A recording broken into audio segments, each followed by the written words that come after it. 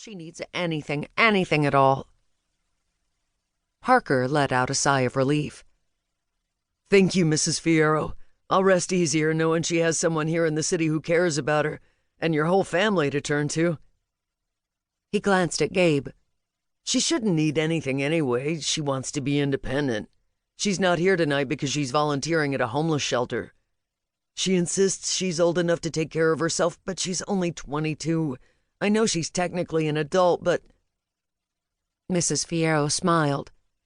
I understand. We were all 22 once. At that age, kids think and act like they're immortal. But as firefighters know, that's not the case. She gave Gabe a stern look, as if reminding him that he and his brothers were nearly immortal, but their friends were not. Ma, it's not just that.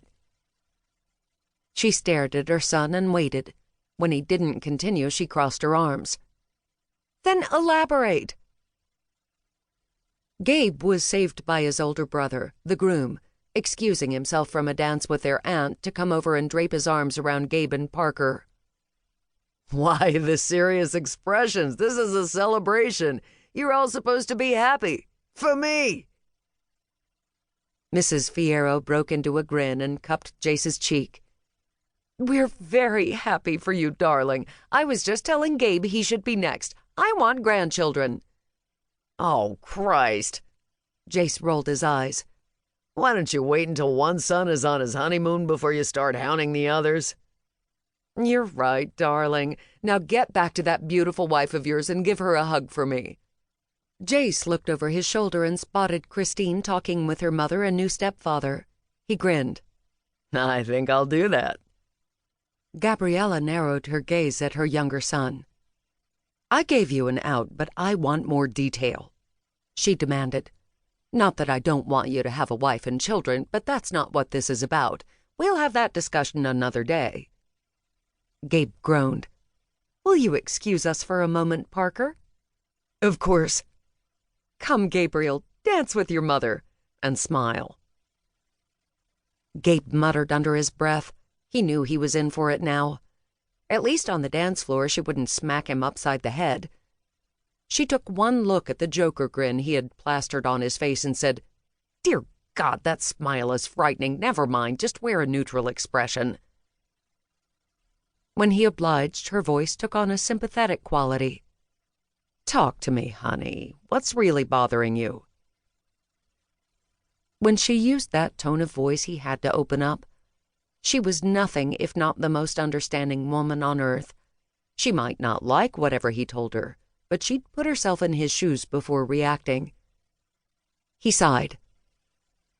You're right that I'm a firefighter and I can be responsible for strangers for a few minutes, but this is different.